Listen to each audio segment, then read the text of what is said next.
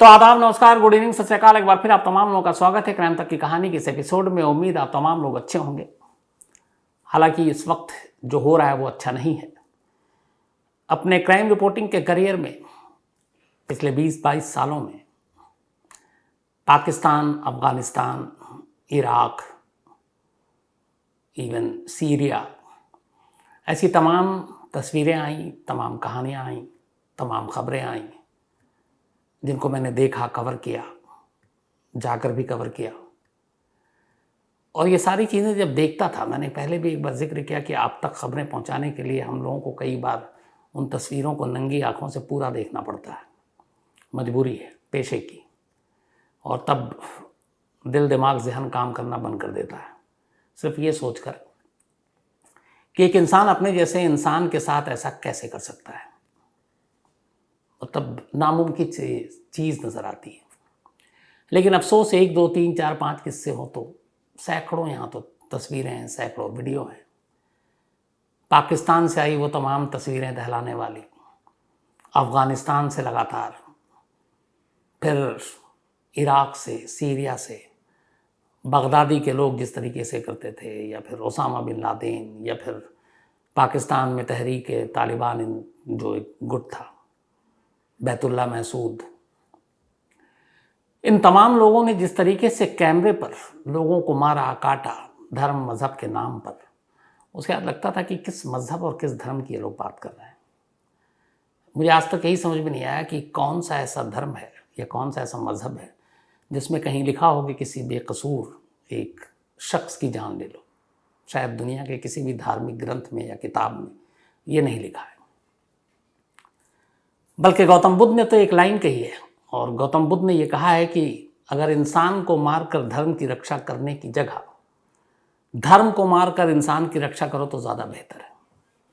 यानी इंसान को मारकर धर्म की रक्षा मत करो, बल्कि ज़रूरत पड़े तो धर्म को मारकर इंसान की हिफाजत करो, रक्षा करो। जिस हज़रत मोहम्मद पैगंबर के नाम पर ये जो कुछ हुआ उदयपुर में, अगर ये कातिल जिन्होंने ये हरकत की सिर्फ उन्हीं पढ़ लेते, थोड़ी बहुत जानकारी ले लेते, तो शायद छुरा या खंजर नहीं उठाते। जिस पैगंबर के नाम पर कि इनके खिलाफ इस तरीके के बयान दिए गए और इसीलिए हम ये सब करने जा रहे हैं, उन दोनों को यही पता नहीं कि उन्होंने क्या कुछ कहा है। पैगंबर मोहम्मद ने तो ये तक कहा है कि एक जानवर का भी इस्तेमाल ये देख कर करो कि उसे तकलीफ़ ना हो, उसके पीठ पर इतना सामान मत ला दो कि उसे तकलीफ़ हो, उतना ही जितना वो उठा सकता है।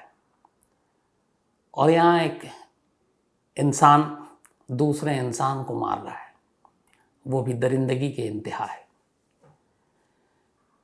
ऐसी कहानियाँ जब आती हैं, ऐसी चीज़ें सामने आती हैं, तो कहानियाँ बोलना भी, कहानियाँ नहीं बोलना चाहिए। दिल दिमाग ज़हन सब बेचैन हो जाता है। कल दोपहर को जब ये खबर आई, उसके बाद यही सोचता रहा था मैं कि ये हो क्या रहा, हम जा कहाँ रहे, ये किस तरह का नफ़रत है, किस तरह का माहौल है, और कौन सा मज़हब और धर्म है जो ये चीज़ें सिखाता है। लेकिन मुझे लगता है कि अब ये चीज़ें इतनी आगे बढ़ चुकी हैं कि रोकना ज़रूरी नहीं सिर्फ, बल्कि बहुत सख्ती के साथ रोकने की ज़रूरत है। कानून, इंसाफ, अदालत, पुलिस, इन सबको, और साथ में हमारी देश की जो पूरी सियासत है, राजनीति है, नेता है, जनता है, एक ही मंत्र, एक ही चीज़ होनी चाहिए। मुजरिम को सिर्फ मुजरिम की नज़र से देखना, उसको किसी धर्म, मज़हब, ज़ात, बिरादरी के साथ जोड़ कर नहीं देखना। एक कातिल का कोई मज़हब नहीं होता, एक रेपिस्ट का कोई धर्म नहीं होता, एक चोर डकैत का कोई इलाका नहीं होता। तो उसी हिसाब से अगर हम सिर्फ ये तय कर लें तो मुझे लगता है कि दुनिया के बहुत सारे देश हैं जो मिसाल है कि ज़ीरो टॉलरेंस ऐसे मामलों में, और सज़ाएं इतनी सख्त कि रूह कांप उठे। अगर ये चीज़ हो जाए तो शायद ये चीज़ें बंद हो जाएं। लेकिन फिर भी धर्म और मज़हब के नाम पर जो ये लोग कर रहे हैं, उनसे बड़े जाहिल, उनसे बड़े दरिंदे, मैं तो ये कहूँगा, शायद कोई और नहीं है। और कमाल ये देखिए कि एक शख्स एक वीडियो जारी करके ये कहता है, मैंने पूरा वीडियो सुना, मोहम्मद रियाज अंसारी, कि करो, परिवार की भी चिंता मत करो, फैमिली की भी चिंता मत करो, देखिए डबल बातें कहाँ आती है। सब ऊपर वाला अल्लाह जो है सब ठीक करेगा। और जो अब जांच में बात आ रही है वो ये है कि इस कत्ल को करने से पहले उसने अपनी बीवी को कहीं और भेज दिया था। तो अगर तुम्हें ही इस बात का डर है कि तुम्हारे इस वारदात के बाद पुलिस तुम्हारी बीवी तक पहुंचेगी या फिर तुम्हें लगता है कि वो भी खामोखा फंसी जाएगी, पकड़ी जाएगी, तो तुम उसे तो महफूज ठिकाने पर भेज रहे हो और दूसरों को कह रहे हो कि तुम अपने परिवार की चिंता मत करो, सब कुछ ऊपर वाले के नाम पे कुर्बान कर दो। आपको याद होगा कसाब के टाइम में कसाब का जो इकबालिया बयान था वो आंखें खोलने वाला था कि उसे किस तरह से कहा गया था कि जन्नत में हूरें मिलेंगी, जन्नत में जाओगे, दूध की नदियां बहेंगी। तो सवाल ये था कि जब हूरें मिल रही हैं, दूध की नदियां हैं, जन्नत मिल रही हैं, तो तुम कसाब को क्यों भेज रहे हो? जो कसाब के आका हैं ये सारी चीज़ें खुद ही लूट लेते, वही पहुंच जाते। ये होती है सामने वाले का ब्रेन वॉश करना। उदयपुर की ये जो पूरी कहानी है, इस कहानी की शुरुआत में आपको एफआईआर की एक जो लिखी गई थी, एक कंप्लेंट बल्कि, उससे शुरू करता हूँ।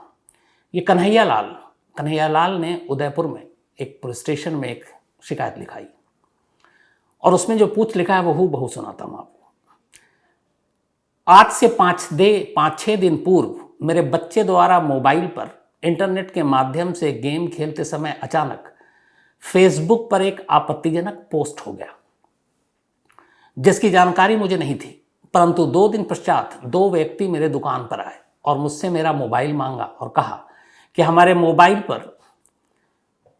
मोबाइल में बैलेंस नहीं है, हमें किसी को कॉल करना है तो हमें आपका मोबाइल चाहिए। जिस पर मेरे द्वारा उन्हें मोबाइल दे दिया, परंतु उनके द्वारा मुझे बताया गया कि आपके मोबाइल से एक पोस्ट शेयर हुई। क्या आपको पता है, मेरे द्वारा उन्हें कहा गया कि मुझे मोबाइल चलाना नहीं आता है, मोबाइल सिर्फ मेरा बच्चा गेम खेलने के लिए लेता है। तो उनके द्वारा मेरे मोबाइल से पोस्ट डिलीट कर दी गई और कहा कि आइंदा से ऐसा मत करना। यह कि शनिवार दिनांक 11/6/2022 को मुझे पुलिस थाना धान मंडी से फोन आया कि आपके खिलाफ एक रिपोर्ट दर्ज हुई है, आप थाने में आ जाओ। जब मैं थाने में गया तो प्रार्थी नाजिम वहां बैठा था। ये एफआईआर का कुछ हिस्सा है जो मैंने आपको इसीलिए सुनाया कि इससे आधी कहानी को आपको समझने में आसानी होगी। कन्हैया लाल, एक दर्जी की दुकान इसकी, टेलर मास्टर, और उदयपुर में ही सुपर टेलर के नाम से इसकी एक दुकान है। और ये जो दुकान है ये वहाँ पे एक भूत महल इलाका है उसके करीब है। 40 साल उम्र है कन्हैया लाल की, एक गरीब परिवार से, छोटी सी दुकान टेलरिंग की, लोगों के कपड़े सिलता और उसी से इसका घर चल रहा था। घर में बेटा भी था, बीवी भी थी। और बिल्कुल कन्हैया लाल के बारे में ये है कि कभी किसी से कोई शिकायत इसको नहीं हुई, एक सीधा साधा इंसान था। 10 जून को कन्हैया की दुकान पर 2 लोग आते हैं और ये 2 लोग कोई और नहीं थे बल्कि इन दोनों के नाम थे मोहम्मद रियाज अंसारी और दूसरे का नाम था मोहम्मद गौस। रियाज अंसारी एक भीलवाड़ा इलाका है, उसी के एक गांव में रहता है और मोहम्मद गौस उदयपुर का ही रहने वाला है। ये दोनों इसकी दुकान पे आते हैं 10 जून को, जिन्होंने मोबाइल मांगा और उन्होंने कहा कि हमें कॉल करना, वो कॉल नहीं करना था, उसका मोबाइल चेक करना था। इसलिए कि उन लोगों ने एक फेसबुक पे पोस्ट देखी। उस पोस्ट में ये था कि आपको याद होगा नुपुर शर्मा ने एक कमेंट्स किया था पैगंबर मोहम्मद के बारे में, जो बाद में उन्होंने फिर वापस भी ले लिया और उसके लिए माफ़ी मांगी। बीजेपी ने बाहर भी कर दिया उनको पार्टी से। उसी पोस्ट को लेकर नुपुर शर्मा के सपोर्ट में एक फेसबुक पे ये पोस्ट शेयर की गई। तो उन दोनों को पता चला कि ये कहाँ से हुआ। उसी के बाद दुकान पे पहुँचे, उन्हें यकीन हो गया कि इसी मोबाइल से हुआ है। उसके बाद वो चले गए। कन्हैया लाल को भी लगा कि दोनों ने पूछा, डिलीट भी कर दिया, चलो हटाओ। अब कन्हैया लाल को पूरा मोबाइल, इंटरनेट, बाकी चीज़ों का इतना जानकारी है नहीं। एक दर्जी है, उसके पास इतना वक्त भी नहीं होता, पूरा घर चलाना है, दुकान चलानी है। तो उसने बताया कि मेरे बेटे ने गेम खेलते हुए कोई एक पोस्ट था, गलती से फेसबुक पे उसने कर दिया और इसे उसकी जानकारी भी नहीं थी। बेटा, आजकल आपको पता है घर घर के बच्चे जो है वो बड़ों से ज़्यादा मोबाइल के मास्टर और उस्ताद हैं, उन्हें हर चीज़ पता है, सोशल मीडिया, इंटरनेट। तो यहाँ पे अब कन्हैया लाल की जानकारी के बिना एक ऐसा पोस्ट उसके नाम उसके अकाउंट से पोस्ट फेसबुक पे शेयर हो गई जो ऑलरेडी जिसको लेके कंट्रोवर्सी थी। अब उन दोनों ने डिलीट कर दी, बात आई गई हो गई। लेकिन अगले दिन नाजिम नाम का शख्स जो वहीं पड़ोस में रहता था वो पुलिस स्टेशन पहुंच जाता है और कहता है कि एक भड़काऊ पोस्ट है, इससे सेंटिमेंट्स को चोट पहुंच रही है और इससे हालात ख़राब हो सकते हैं। तब धार्मिक भावनाओं को भड़काने के लेकर बहुत सारे अलग अलग सेक्शन हैं। उदयपुर की पुलिस ने उस नाजिम के बयान पर एक मुकदमा दर्ज किया। मुकदमा दर्ज करने के बाद 11 जून को बुलाया कन्हैया लाल को। कन्हैया लाल को बोला कि इस सेक्शन के तहत और ये नॉन बेलेबल है, गैर जमानती, आपको गिरफ्तार किया जाता है। कन्हैया लाल ने वहाँ भी कहा कि साहब मेरी गलती नहीं है, मुझे मोबाइल चलाना नहीं आता, ये मेरे बेटे ने गेम खेलते हुए गलती से पोस्ट कर दिया और उसकी समझ इतनी नहीं है कि वो ये समझ सके कि इस पोस्ट के साथ क्या चीज़ें जुड़ी हुई हैं। लेकिन पुलिस ने कहा कि अब कंप्लेनेंट है, मामला बनता है तो हम मजबूर हैं।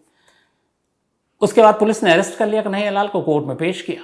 कोर्ट ने ज़मानत दे दी, कन्हैया घर आ गया। लेकिन ज़मानत मिलने के बाद कन्हैया जब घर आया तो फिर उसको धमकियाँ मिलनी शुरू हो गई। अब 12, 13, 14 और 15 उसने 4 दिन तक दुकान नहीं खोली, क्योंकि ये कहा गया कि तुम्हें जान से मार देंगे, तुमने इस तरह का पोस्ट किया है। अब जान के डर से कन्हैया दुकान भी नहीं खोल रहा है। अब दुकान नहीं खोल रहा है, रोजी रोटी भी है, गरीब आदमी है, घर कैसे चलेगा। इधर धमकियाँ मिल रही हैं। उसने भी फिर लोगों से बात की, जो कंप्लेनेंट था नाजिम, फिर वो उससे बात की। फिर ये हुआ कि 4, 5 या 7 लोग जो इज्जतदार उस मोहल्ले के दोनों पक्ष के, हिंदू मुस्लिम, उन्होंने कहा कि चलो इस बात को यहीं करते हैं और समझौता करते हैं। तो कन्हैया ने पहले ये जो धमकी मिल रही थी, ये जाकर उदयपुर पुलिस स्टेशन में अब कंप्लेंट लिखाई कन्हैया ने कि ऐसे ऐसे मुझे धमकी मिल रही है, जिस पे मैं अभी, पुलिस ने मुझे पकड़ा भी था, मैं बाहर आ गया। मैंने कहानी बताई है कि ये मैंने जानबूझ के नहीं किया, मेरे बेटे ने किया था, वो भी गलती से। पुलिस ने, अब उसने कहा कि धमकी मिल रही है, पुलिस ने भी कंप्लेंट दर्ज किया अब कन्हैया की। इसके बाद यहाँ से शुरू होती है थोड़ी उदयपुर पुलिस की जो निकम्मापन या कहें कमज़ोरी। कायदे से जब नाजिम ने कंप्लेंट किया इस पोस्ट को लेकर, जो नूपुर शर्मा के सपोर्ट में था, तो पुलिस ने कन्हैया लाल को अरेस्ट कर लिया अलग अलग धार्मिक भड़काऊ सेक्शन के तहत, जो भी सेक्शन थे। 4 या 5 दिन के बाद अब कन्हैया लाल पुलिस में, उसी पुलिस स्टेशन में जाता, वहीं कंप्लेंट देता है कि मैं आ गया और मैंने सारी कहानी बता दी, उसके बावजूद मुझे धमकी मिल रही है कि दुकान नहीं खोलने देंगे, जान से मार देंगे। तो पुलिस ने कंप्लेंट तो लिखी, लेकिन आगे एक्शन लेने की बजाय पुलिस ने कहा काम करो, जो भी दूसरी पार्टी उससे हम समझौता करते हैं। इसके बाद 5-7 इज्जतदार लोगों के नाम पर बुलाया गया इलाके के लोगों को और कहा गया कि भैया ये चीज़ें ख़त्म करो। अब दोनों पक्ष बैठते हैं और उसके बाद वहाँ एक समझौता हो जाता है कि ठीक है, अब हम धमकाएंगे नहीं और जो बात है सब खत्म हो गई। इसके बाद कन्हैया लाल अब बेफिक्र कि चलो पुलिस के सामने समझौता हो गया, अब कोई बात नहीं। वो बेचारा अपना दुकान खोलने लगा। अब यहाँ पे सवाल ये उठता है कि ऐसे सीरियस इशू पे एक शख्स को धमकी मिल रही है, उदयपुर पुलिस की जिम्मेदारी थी कि वो ये समझौता और ये सारी चीज़ें बात की बात थी।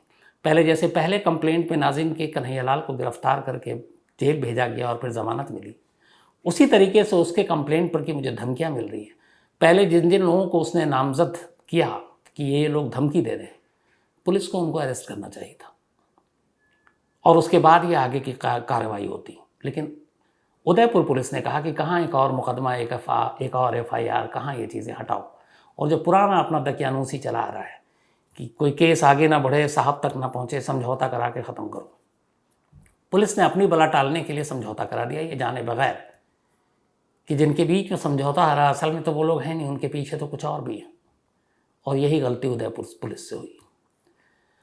अब धमकी मिली, समझौता हुआ, उसके बाद बेफिक्र होकर कन्हैया लाल ने अपना दुकान खोलना शुरू किया। कल यानी कि 28 जून दोपहर करीब 2:30 बजे का वक्त था। कन्हैया लाल इसी उदयपुर में अपनी दुकान पर बैठा हुआ था, टेलरिंग की दुकान पर। तभी 2 लोग कुर्ता पैजामा पहनकर वहाँ आते हैं और ये दोनों वही थे, एक मोहम्मद रियाज अंसारी और एक मोहम्मद गौस।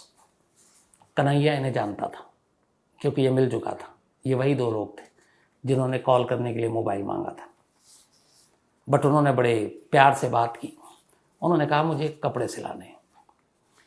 अब हर दुकानदार के लिए ग्राहक भगवान जैसा होता है। कन्हैया ने कहा ठीक है। अब टेलरिंग में आप जब जाते हैं दर्जी के पास तो कपड़ा सिलाने के लिए नाप लेना पड़ता है, या तो आप साथ में कोई कपड़ा लाते हैं किसी साइज़ का सिल दो। अब इन लोगों ने पूरी प्लानिंग कर रखी थी। कुर्ते के नीचे बड़े बड़े खंजर रखे हुए थे, दोनों के पास। इसके बाद एक जो है, जो गौस है, वो नाप देता है, रियाज पीछे खड़ा है। अब इस बीच में पीठ जो है जो कन्हैया लाल का, वो रियाज की तरफ है, वो रियाज को नहीं देख रहा है। मौका मिलते ही रियाज खंजर निकालता है। इसके बाद अचानक हमला करता है। अब इस बीच में जब हमला हुआ तो उधर से गौस ने भी हमला करना शुरू किया। फिर उसके बाद एक हमला करता है और दूसरा वीडियो बनाने लगता है। पहले से ही तैयारी थी। अब इस कत्ल का एक कातिल वीडियो बना रहा है और दूसरा कत्ल कर रहा है।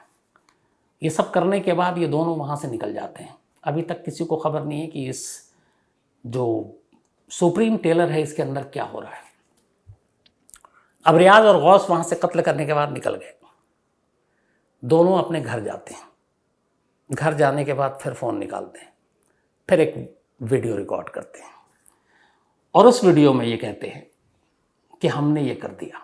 और बाकायदा उस पोस्ट को लेके और उस जो पैगंबर मोहम्मद के बारे में जो लेकर सब कुछ हुआ उसका जिक्र करते हुए कि जो भी ऐसा करेगा हम उसका यही हाल करेंगे।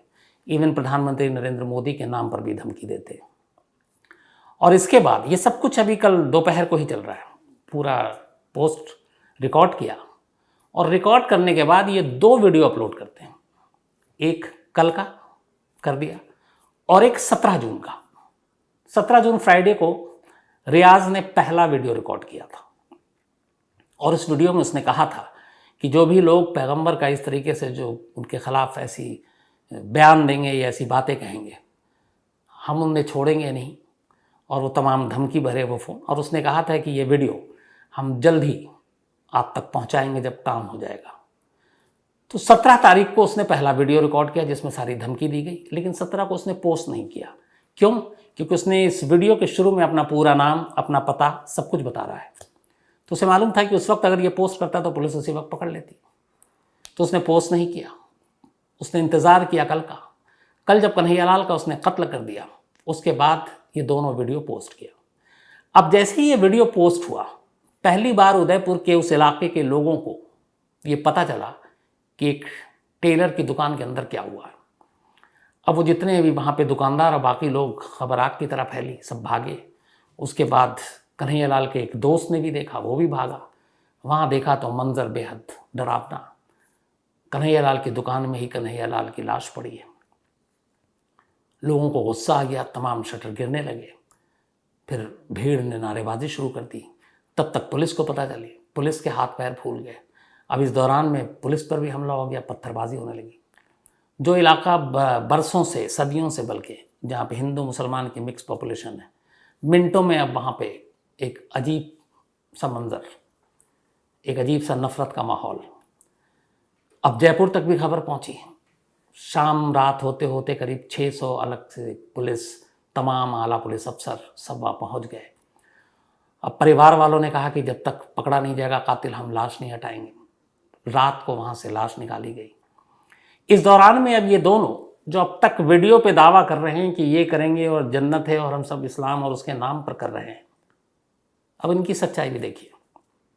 ये कर दिया, वीडियो अपलोड कर दिया। उसके बाद ये दोनों अब भाग रहे हैं, मुंह छुपाकर, हेलमेट के अंदर। दोनों बाइक उठाते हैं और वहाँ से निकल जाते हैं। अब इत्तेफाक से चूँकि ये वीडियो हो गया, नाम और पता सब कुछ मालूम था, इसमें तो पुलिस को मेहनत भी नहीं करनी थी।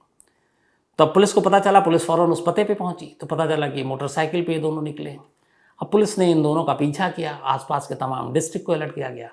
आखिरकार रात समंद के पास मोटरसाइकिल पर जा रहे इन दोनों लोगों को दबोचा गया। और जब पकड़े गए तो ये भी नहीं कि अपने आप सरेंडर कर रहे हैं, तब भी ये छीना झपटी करके भागने की कोशिश कर रहे हैं। तो एक तरफ वीडियो में अपना हौसला दिखा रहा है, जो इसी तरीके से लोगों को ब्रेन वॉश किया जाता है कि ये सब कुछ है, ऊपर है, अच्छा काम कर रहे हैं। और दूसरी तरफ पहले अपने परिवार को बचाता है, छुपाता है, फिर खुद मुंह छुपाकर भाग रहा है, उसके बाद पुलिस पकड़ कर लाती है।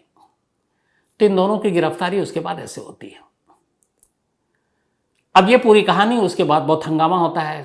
अब मामला ऐसा था कि तनाव भी बढ़ गया, तमाम फोर्सेस वहाँ पहुँची और इंटरनेट सेवाएं बंद कर दी गई ताकि, और ऐसे माहौल में अक्सर र्यूमर बहुत तेज़ी से फैलती। लेकिन फिर थोड़ी ही देर में न्यूज़ चैनल के ज़रिए पूरे देश और दुनिया तक ये खबर पहुँच गई। और ये खबर इसलिए भी बेचैन और परेशान कर रही थी कि अब तक हम लोग, जैसा शुरू में मैंने कहा, चाहे वो पाकिस्तान हो, तालिबान हो, इराक हो, ISIS हो, अलकायदा हो, या फिर हिजबुल हो, लश्कर हो, ऐसे संगठनों, ऐसे लोगों के ज़रिए और ऐसी तस्वीरें तो हमने देखी हैं। हिंदुस्तान जैसे देश में ऐसा मतलब बेचैन इसलिए करता है कि हमारा देश वो देश है जहाँ हम हर खुशी के मौके पर या त्यौहार के मौके पर एक रस्म है, एक परंपरा है गले मिलने का। चाहे वो दिवाली हो गले मिलेंगे, ईद हो गले मिलते हैं, होली हो गले मिलते हैं, खुश हो रहे हैं एक दूसरे से गले मिलते हैं। गले मिलने की तो परंपरा है, लेकिन उदयपुर में जो गले के साथ हुआ उसकी परंपरा कतई नहीं है। तो इसीलिए ये चीज़ बेचैन कर गई। अब सवाल ये है कि ये वाकई सिर्फ एक जो सोशल मीडिया पे डाला गया नुपुर शर्मा के सपोर्ट की वजह से हुआ, या इसके पीछे की कहानी कुछ और है। तो अब यहाँ पे एक बात और है, मामला राजस्थान का है, उदयपुर का है। उदयपुर पुलिस ने SIT की टीम गठित कर दी इसकी जांच के लिए। लेकिन तभी दिल्ली से 4 लोगों की NIA की एक टीम उदयपुर पहुंचती है, नेशनल इन्वेस्टिगेटिव टीम, यानी राष्ट्रीय जांच एजेंसी, जो टेररिज्म से जुड़े तमाम मामलों को देखती है, उसकी जांच करती है, और इसीलिए NIA को बनाया गया है। अब सवाल है कि एक कत्ल, एक मर्डर का मामला जो कि स्टेट का, उसमें NIA क्यों? तो इनपुट ऐसे आए। अभी तक जो ये मामला लग रहा था कि ये सिर्फ एक पोस्ट के लिए है और एक हिंदू वर्सेस मुस्लिम या मुस्लिम वर्सेस हिंदू, ऐसा नहीं। ये एक टेररिज्म का मामला था। कुछ देर पहले राजस्थान के जो स्टेट होम मिनिस्टर है, यहाँ तक के डायरेक्टर जनरल ऑफ पुलिस है, उनका कहना है कि उन्होंने टेरर एंगल से इस मामले की जांच की और दोनों से पूछताछ की। 2014 में इसमें जो मोहम्मद गौस है, ये पाकिस्तान गया था और पाकिस्तान में करीब 45 दिन तक रहा था। यह है कि इसके पाकिस्तान के कुछ आतंकी संगठन के साथ इन दोनों का रिश्ता था और कुछ ऐसे इनको सबूत मिले हैं अभी। बाकी चूँकि अभी फ़ौरन मामला हुआ है, NIA की टीम अभी वहाँ पहुँची है। अब NIA इनको अपनी हिरासत में लेगी। SIT की जो टीम है वो भी जांच करेगी और SIT ने कहा है कि हम NIA को पूरा सपोर्ट करेंगे। तो ये मामला कहीं ना कहीं टेरर से जुड़ता है। अब ऐसी कोई वारदात हो इस तरीके से, तो कोई भी तस्वीरें सब जो मीडिया या सोशल मीडिया पे आती हैं, तो इससे एक देश को बदनाम करने की पूरी साजिश रची जाती है कि देखो इस देश में भी ऐसा हो रहा है और ये मकसद है। तो मुझे लगता है कि इस पूरे मामले में जो टेरर एंगल है, इसकी पूरी सच्चाई जब सामने आएगी तो तब तो आएगी। लेकिन अभी जो कुछ हुआ वो अपने आप में न सिर्फ अफसोसनाक है बल्कि बेचैन करने वाला है। किसी भी देश की तरक्की वहाँ के लोगों से होती है और देश तभी खुशहाल होता है जब वहाँ मोहब्बत हो। लेकिन नफ़रत का माहौल अगर बनाने की कोशिश की जाती है तो वो बड़ा ख़तरनाक होता है। और दूसरा, फिर मैं वही कहूँगा, कोई भी धर्म और मज़हब जान लेना नहीं सिखाता। और कम से कम इस तरीके से जो सारी चीज़ें जिस नाम पर और जिस तरीके से सोशल मीडिया के ज़रिए ये किया जा रहा है, ये एक सफ़ेद झूठ और ढकोसला होता है और सामने वाले ऐसे ना मालूम कितने नौजवानों का ब्रेन वॉश करने का तरीका भी होता है। क्योंकि सच्चाई इतनी आसान है कि जैसे मैंने आपको बताया कि कसाब, कि उसे कहाँ कहाँ के झांसे दिए जा रहे हैं, जन्नत, हूरें, यहाँ पे भी वही बातें हो रही है। लेकिन यहाँ पे वो खुद क्या कह रहा है, दूसरों को तो मशवरा दे रहा है ये मोहम्मद रियाज अंसारी कि करो सब अल्लाह के नाम पर, परिवार, फैमिली सबकी चिंता मत करो, रोज़गार की चिंता मत करो, और तुम अपनी बीवी को छुपा कर पहले भाग रहे हो ताकि तुम्हारे बाद तुम्हारे जो किए की सज़ा है वो तुम्हारी बीवी ना भुगते, वो कम से कम सुरक्षित रहे। तो ये दोगलापन है एक तरह का।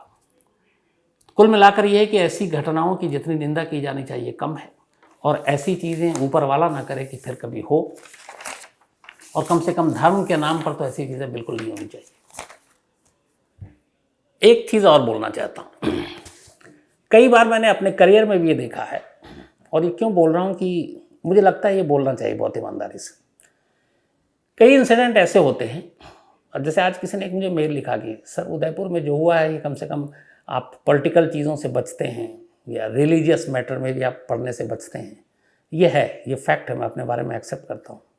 तो उसने कहा कि ये तो एक क्राइम है, आपके हिसाब से आईपीसी में आता है, 302 में आता है, मर्डर है, तो आप इसके बारे में ज़रूर बताइएगा। तो मैंने सोचा था आज इन्फॉर्मेशन दूंगा, सिर्फ कहानी कुछ और थी, बट मुझे लगा कि नहीं, आज ये कहानी पूरी सुनानी चाहिए। उसकी वजह बताता हूँ। कई बार मतलब हम जैसे लोगों को आप सामने रखकर आप अपनी जगह मतलब मेरी जगह आ जाए और फिर सोचिएगा, और इसका जवाब देने की ज़रूरत नहीं है, जवाब खुद को दीजिएगा, क्योंकि कहते हैं इंसान खुद से कभी झूठ नहीं बोलता। दिक्कत ये आती है कि अब क्राइम रिपोर्टर हैं, ऐसी तमाम चीज़ें होती हैं, इंसिडेंट हादसे होते हैं, तो दो तरह से मेल आते हैं या दो तरह से लोग सवाल करते हैं। एक कि अच्छा ये इंसिडेंट हो गया जैसे उदयपुर का, हालांकि एक ज़माने में हमें मीडिया में सिखाया गया था, पढ़ाया गया था कि अगर दंगा भी हो तो दो संप्रदाय बोलो, ये मत बोलो हिंदू मुस्लिम, लेकिन अब सब कुछ बदल गया। तो ये कि अच्छा ये हिंदुओं का मामला है इसलिए आप नहीं बोलेंगे या बोलेंगे, या फिर दूसरा कहता अच्छा ये मुस्लिम का मामला है इसलिए आप चुप रहेंगे या बोलेंगे। तो दोनों तरफ से ये सारी जब चीज़ें आती हैं तो फिर अफसोस इस बात का होता है कि अगर ऐसा कोई बोल रहा है तो इसका मतलब सामने वाले पर शक कर रहा है। और मुझे लगता है कि एक जर्नलिस्ट का सबसे अच्छा और ईमानदारी का काम यही है कि जो हुआ जैसे हुआ वही बताए, अपनी राय ना दे और ये ना बताए कि कौन सही और कौन गलत है, क्योंकि एक रिपोर्टर का काम रिपोर्ट करना है। तो टेक्निकल है हम लोग का, वो ये कि रिपोर्टर मतलब एक रिपोर्ट करना। यहाँ पे ये फ़ोन रखा है, अब ये फ़ोन बहुत ख़ास है तो मैं बताऊँगा ये फ़ोन यहाँ रखा, बस मेरा इतना काम है।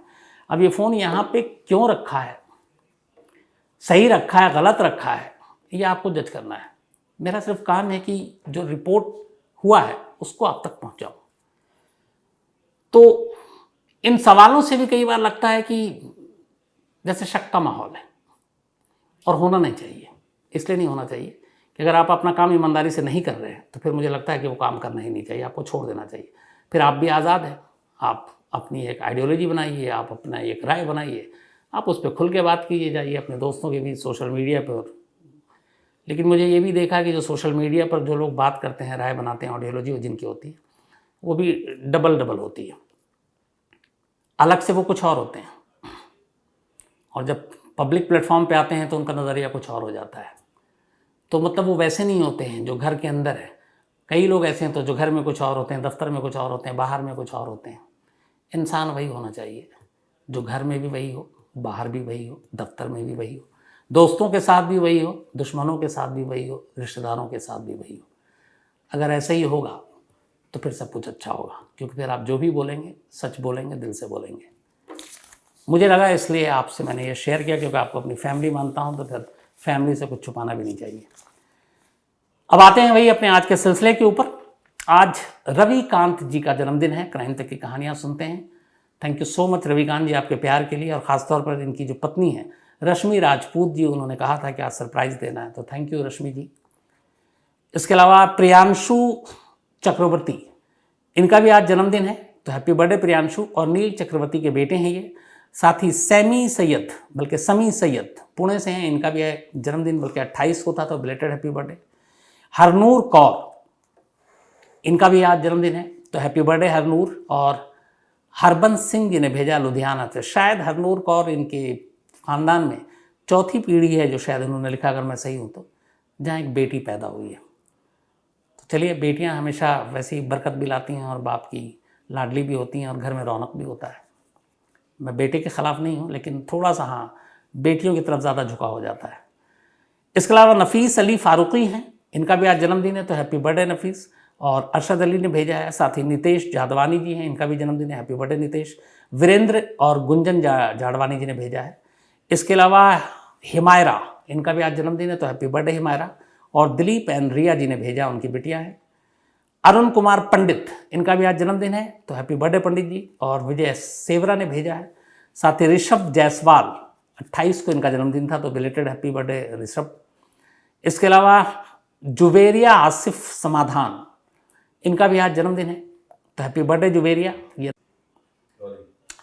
तो जुवेरिया आसिफ समाधान, इनका भी आज जन्मदिन है और समाधान नाम पहली बार सुना है। और ये बिटियां हैं सबीना समाधान, कोल्हापुर से हैं ये।